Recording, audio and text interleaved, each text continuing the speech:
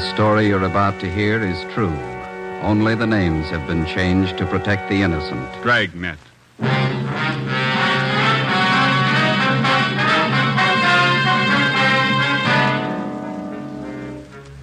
You're a detective sergeant. You're assigned to robbery detail. An elderly woman on her way to the bank has been robbed and beaten senseless. The suspects are cruel, ruthless. Your job, get them.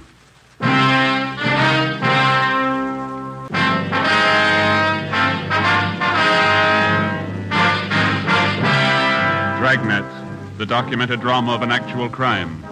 For the next 30 minutes, in cooperation with the Los Angeles Police Department, you will travel step by step on the side of the law through an actual case transcribed from official police files. From beginning to end, from crime to punishment, Dragnet is the story of your police force in action. It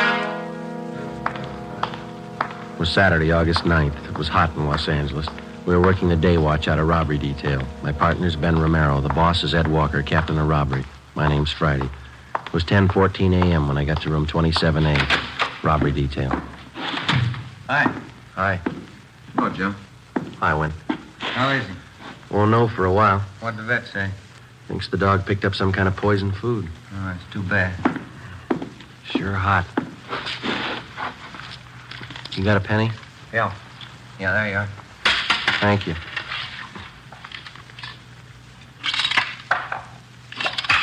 Somebody poisoned him, huh? Yeah. That's what the vet says. I never could figure why some people poison dogs.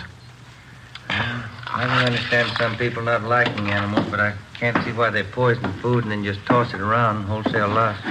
You know how I feel about that dog of mine. If anything happens to him, I don't know what I'll do. Oh, he'll be all right. Those vets can do wonders these days. I sure hope so. They told me to check back with him about noon. I'm about to melt in this heat. Yeah, doesn't seem to be any air at all. Well, tomorrow's Sunday. Guess I'll just lie out in the backyard. It's going to be good to just loaf around and read the Sunday papers, huh? It's a hot shot. I'll take it. My wife wants me to get out and get a little color. She says I'm better looking with a tan. She ought to know. All right. Will you get married, Joe? After so long, it gets so you believe everything they tell you. Here's one to roll on. Yeah? Robbery and shooting. Victim's car was stolen. You want to get on it? All right, let's go, Joe. Bank job. Don't make any plans for Sunday. 10:53 a.m. Ben and I pulled up in front of the Union Trust and Savings Bank at Melrose and Logan. We made our way through the usual crowd that was milling in and around the bank. We spoke with the manager, a Mr. Bill Fore. He told us that he didn't see the actual robbery. The victim was taken in the parking lot next to the bank. Her name was Myrtle Shaw, a longtime customer of the Union Trust and Savings. Fore told us that she always did her banking at the same time each day, around 10 in the morning when the bank first opened. He said she was the proprietor of Myrtle's Cafe, 4 doors west of the bank. Let us through, please. Sorry, let us through here. Officer, over here. Yes, sir.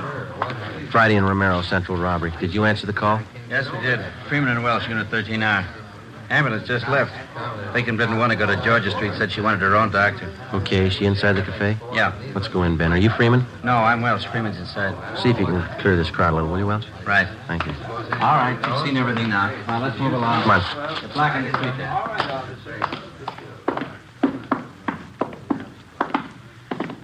There she is, over in the last booth. Freeman? Yes, sir. Friday and Romero, Central Robbery. Is this the victim? Yes, that's right. Her name's Myrtle Shaw. Miss Shaw? Yes, that's right. My name's Romero. This is Sergeant Friday. We're from Robbery Division downtown. You men detectives? Yes, ma'am. We'd like to ask you a few questions. Yes, all right. I hope you can catch the men that did this. Well, we're going to do all we can. It's a little hard for me to talk. My face is so swollen. It hurt something terrible. What happened? One of them struck me, Yes, ma'am, we know that. Do you want to tell us how it happened? and I was on my way to the bank. I drove in the parking lot there next door. Yeah? I just got out of my car when these men walked over to me. You're only 4 doors from the bank. Do you always drive such a short distance? No. I just picked up my car from Edgar's filling station. I have it greased once a month. I see. Where was I? You'd just driven into the parking lot when these men walked up to you. Yes. Oh, yes. Well, one of them said, just hand over the money and there won't be any trouble. And the other one said, this is a gun in my pocket, Grandma. Yeah? My head's splitting. Did someone call Dr. Van Hale? Yes, ma'am. He's on his way. Oh, thank you. Well, I carry my day's receipts in a cloth bank bag. I had it in my purse, and I wasn't sure if they knew I had any money. Yeah? I told them I didn't have any. And I was going in to draw some out, and one of the men said, "Look, old-timer, we don't want to get rough. Just hand it over. We know you got it." What'd you do? Well, I turned and started to walk away, and I saw this one man's arm flash out of his pocket, and then something hard like a rock struck me on the side of the face. Must have slugged you with his gun. Oh, yes, it couldn't have been his hand. I don't think he could have cut my face like this with his hand. You should have let them take you to the emergency hospital. No, I don't want to go in an ambulance. I want my own doctor. He'll know what to do. Ambulance crew gave her first aid. She wouldn't let him take her. Mm-hmm. Thanks. Miss Shaw, would you know the men if you ever saw them again? Well, I think so, yes. One of them looked like the worst kind of a hoodlum. When they got your money, huh? Oh, yes. And they tell me they got away with my car, too. How much money did you lose? $116.23. Do you own this cafe? Yes, I do. It's a small place, as you can see. I do all the cooking and serving up to 11:30 in the morning. Then I have a college girl that waits on tables in the afternoon and evening. Do you think those men have ever been in here in the cafe? No. Have you ever seen either of them before? No, I never laid eyes on them before today. How about the girl who works for you? You think she's ever seen them before? I don't know. You can ask her. She should be here soon. What time is it now? 11:20. Yes, she'll be along any minute. Oh, I wish there was something to stop this aching. We know you must have a lot of pain, Miss Shaw, but we've got to ask a few more questions so we can get right on this. Yeah, I understand. I'll tell you all I can. All right. Ben, do you want to get the dope on the stolen car and a description of the man? I'll call the office. Right. Say, is there a payphone I can use here, Miss Shaw? Yes, right over there behind the fountain. Thank you. Do you need change? Yes, ma'am, I'm afraid I do. Well, just help yourself in the cash register there. Thank you.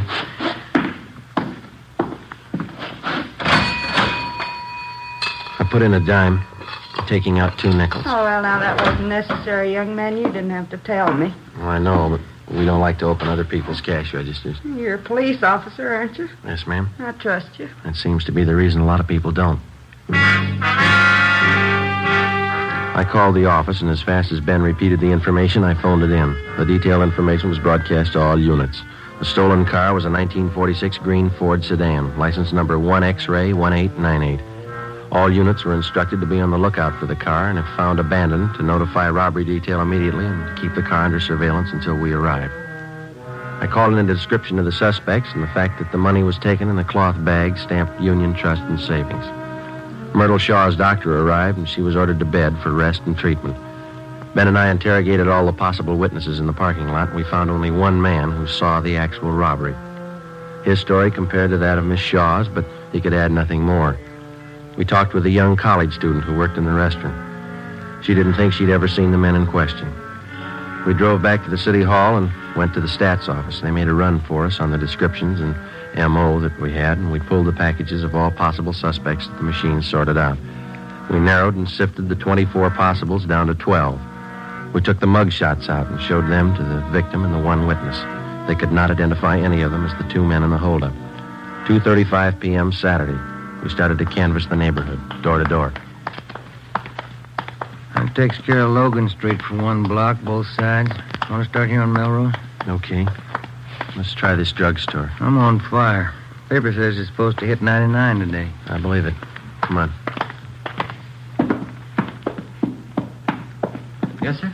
Police officers. We're looking for a couple of men. Here's the descriptions. I wonder if you'd read this and tell us if you ever seen them. Yes, sir. We got time to have a coat. No, we better not. It's getting late. No, I'm afraid I've never seen anybody who answers either one of these descriptions. You sure? Yeah, quite sure. Well, thank you. I'll have to have that back. Oh. Let's go.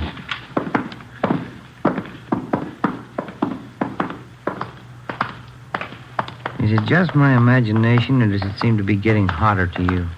Talking about it doesn't help. I tried ignoring it. That don't help neither. Let's try this bakery.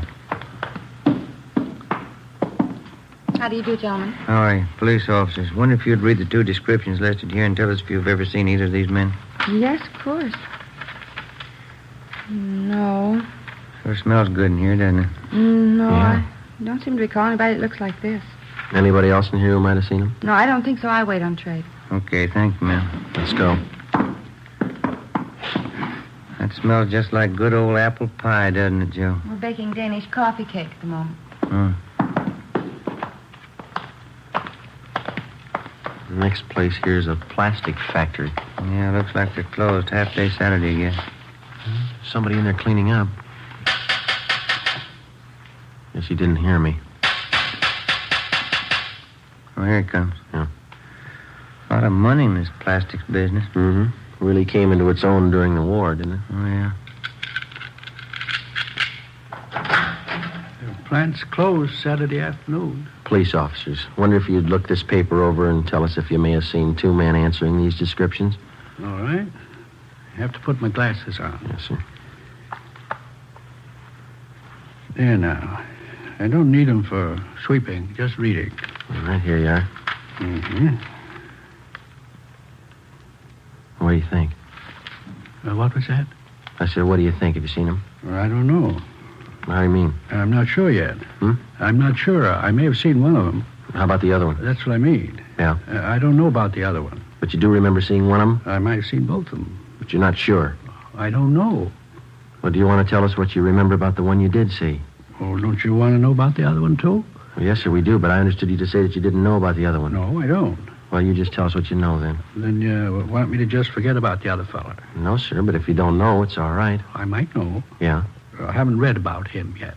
Oh. You asked me a question just as I finished reading about the first one. I was just starting on the second one at that time. Yes, sir, sorry. What was that you asked me? Wasn't important. Then I'll read about the second one. Yes, sir, thank you. Mm-hmm. Yeah, I seen them 2 or 3 days ago, both of them. In this neighborhood? Yes, sir, right around back in the parking lot. They work here? No, sir, they don't.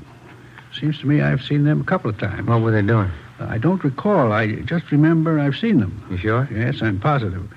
One of them had on a brown suit, the other gray, just like it says here. The descriptions fit all right. You have any idea where these men might be now? No, sir. We're investigating a robbery. We want these men for questioning. I wish I could help you more. I do know I've seen them, but that's about all. I don't know their names. All right, sir. What's your name? Seth Williamson. We'll leave you one of our cards, Mr. Williamson. If you see him again, appreciate you letting us know. Yes, sir. Sure will. Let's go, then. Wish we had something more definite to go on. If we just had a picture of the guy. Yeah, it'd help. There's a vacant lot in the corner. Finishes out this block. All right. Let's double back on the other side of the street. Right. Sure hot. 4:30 p.m. We continued knocking on doors, checking every place that was still open or showed any activity Saturday afternoon.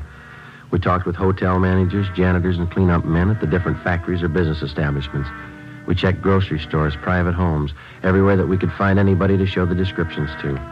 By 6:15 p.m., the only person who showed any sign of recognition of the two hold-up men was still Seth Williamson, the janitor at the plastics plant. Before we took time out for a sandwich and a cup of coffee, we drove back to the city hall to check the office.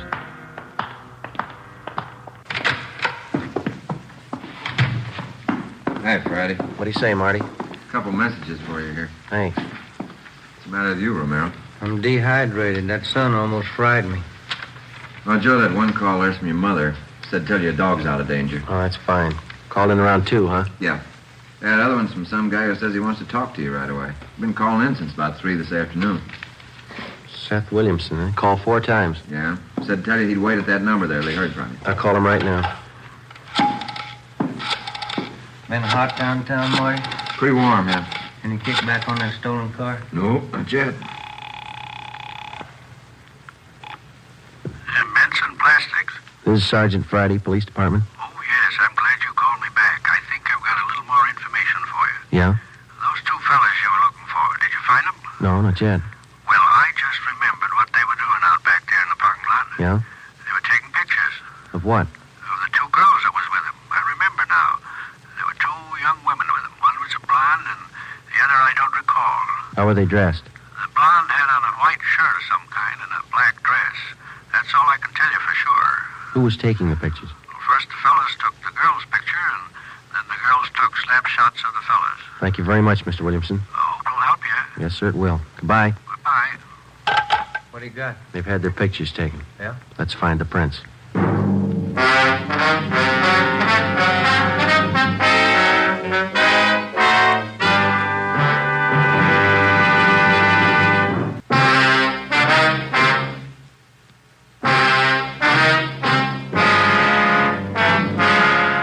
Ben and I figured if we could possibly turn up the photographs that had been taken, we'd have something more definite to go on.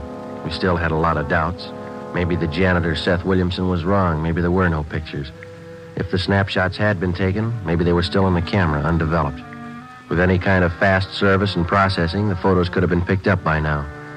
We figured it was worth the chance and the time involved to check the lead out.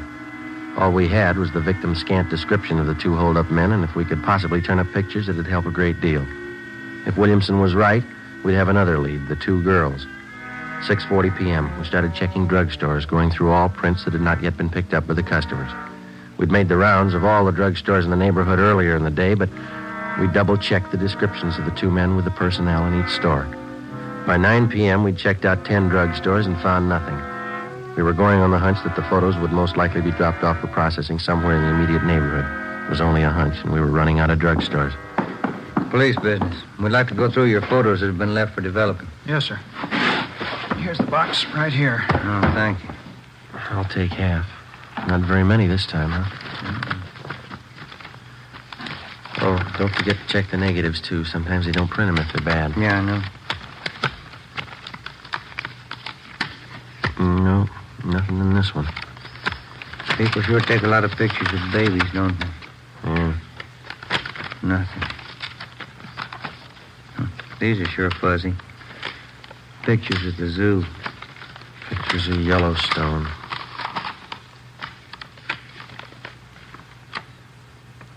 Ben. Yeah? Pay dirt, maybe. Let me see. Two guys. Two girls. One's a blonde, white blouse, dark skirt. Look close. Now, let's see. Left by a Marion Lang, 223 East Bexel. Well, Claire. Yes, sir? You want to double-check us on this envelope? Yes, sir. This date and time right here, 3:30 p.m., August 6th. Yes, that's correct. That's when the films were left for processing. 3 days before the robbery. Did you ever see this woman in the picture before? Let me see. This one? Oh, yes. Yeah. She comes in here quite often. Miss Lang is her name. How about these men or this other girl here? No, I've never seen them. When were these prints supposed to be picked up? I waited on her. She told me she'd pick them up yesterday. Well, we'll have to take these photos along with us. They'll be returned. All right, sir. How will I explain this to Miss Lang? If this is the right address, you won't have to. Before we left, we called the office and had a stakeout placed in the drugstore in case Marion Lang tried to pick up the photos. We checked the address she gave on the envelope, 223 East Bixel. It was a small apartment building near the corner. The manager told us that Marion Lang had moved out the morning of August 9th, the day of the robbery. She left no forwarding address. The manager knew nothing of the other girl or the men in the photos. We checked with Myrtle Shaw, the victim. She positively identified the two men as the ones who robbed and slugged her. She knew nothing of the two girls. Hadn't seen them before. We put out a warrant on Marion Lang and gave the photos to Lieutenant Frank Cunningham in the Record Bureau. Monday morning, August 11th. Morning, Fry. Hello, boss. Any record on the guys? Nothing we could find, no. I'm having copies sent out right now. Kind of thought maybe if we came up with pictures, we'd be halfway home. Maybe we are. How do you mean? I had Tony make some blow-ups from the negatives. They're full of grain. Probably taken with a cheap box camera of some kind, but they might help. What'd you find? I just checked the enlargements. They were still in the wash, but I think we got something. Let's go over the photocopy. All right.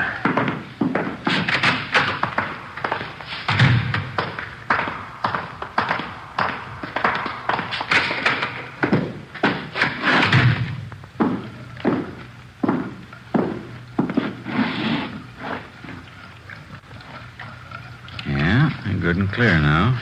Clear as they'll ever be, anyway. There we go. I had 16 by 20 enlargements made. This will show you what I found. Yeah? You guys take a good look at the face of this one man here. Thought we did. Why? It's pretty hard to see on those small prints. Look here. You see the nose on this one? Mm-hmm. I'd guess it's been broken one time or another, wouldn't you? Yeah. You see here? Scar over the left eye, scar over the right eye. A couple of them. Yeah? Look at the right ear. See how mashed it is? Hmm. We couldn't come up with any names for you, but I'll bet it'd be safe to guess his line of work. Looks like a prize fighter. Nothing in the oddity file. I checked and double-checked everything I could lay my hands on here in the department. I don't place him if he was a boxer of any standing. I don't recall him. Isn't much. Wish I had something else for you. It's a lead, isn't it? Might be. More than we had. It was possible that one of the two hold-up men in the photos could have been a professional fighter. From his appearance and build, we felt it was a fair guess. We took copies of the snapshots to the State Boxing Commission, Los Angeles branch. We spoke with a Mr. Farmer, who couldn't seem to recall the man from his picture. We went over the description that the victim had given us. Farmer said that he knew a great many of the fighters because at one time or another they all check in and out of the commission before a bout. But the man in the snapshot remained unidentified. He checked through several hundred cards bearing the photographs of boxers in the files. No luck. Farmer suggested that we try the Spring Street gym where the out-of-town fighters get into shape and the boxers in town train. We left him a copy of the photograph and our card so that he could continue checking back through his files. It was 10:22 a.m. when we got to the Spring Street gym. Here's the manager's office. Come in.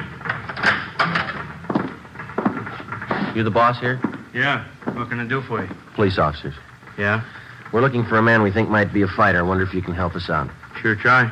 I'm Sergeant Friday. This is my partner, Ben Romero. Hi. My name's Charlie Coleman. Here's a couple of photographs for you to look at, Mr. Coleman. Mm-hmm. Have you ever seen this fellow on the right? Let's see here.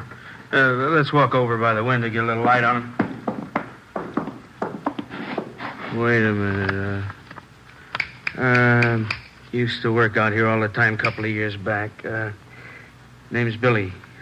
Marshall. Yeah, that's right. One of them named Billy the Kid Marshall. Is he still around? Oh, gee, I couldn't tell you. Been a good 2 years since I seen him up here. Any idea where we might locate him? I doubt it. Used to be a Benny Farber stable. Benny's been in the East now over a year. Let me check back through my locker listings. Maybe I still got something on it. Yeah, let's see. Out cards. Yeah, that's what we want. Let's take them over here by the window where we can read them. As I recall, Marshall wasn't much of a fighter.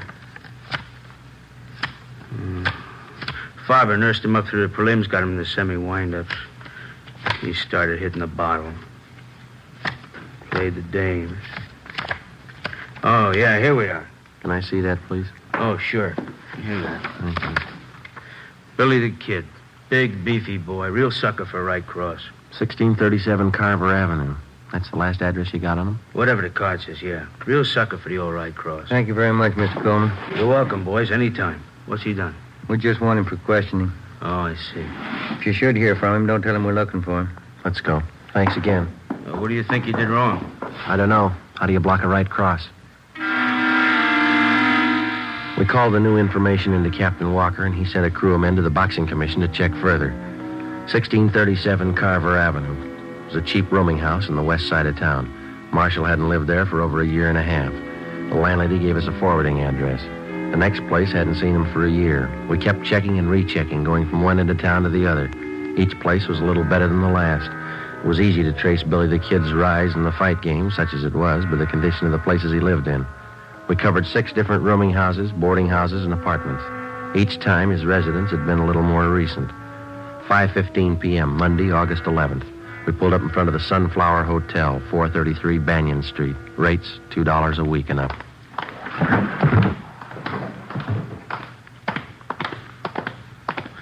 Nobody at the desk. I'll ring the bell. How do you do? Police officers. Have you got a Billy Marshall registered here? No, no one by that name here. Did you take a look at this picture? Either one of these men live here?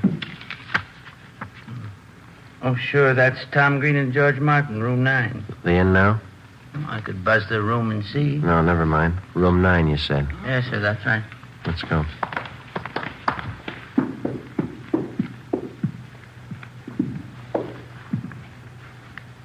Room 9. Cover me. Right. Yeah? Special delivery letter. Slip it under the door. You have to sign for it. All right, stand still, police officers. Pass, Tom. Watch it, Ben. Take the other one, Tom.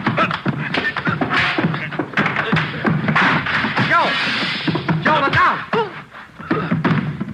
All right, hold it right there, Marshal. Get over there against the wall. You, get up. Go over there with him. Move. Give me a hand, Joe. I'll help you up. You all right? Yeah. Yeah, I'm okay. There he is, Joe. Looks like his picture fits the description. Except for one thing. Yeah? He's no sucker for a right cross. The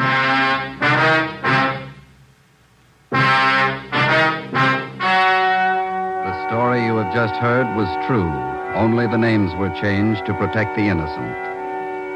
On March 27th, 1947, trial was held in Superior Court, Department 81, City and County of Los Angeles, State of California. In a moment, the results of that trial.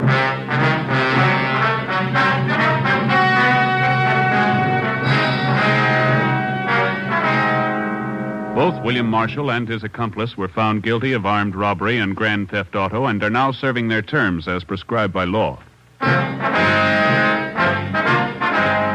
You have just heard Dragnet, a series of authentic cases from official files. Technical advice for Dragnet comes from the Office of Chief of Police W.A. Wharton, Los Angeles Police Department.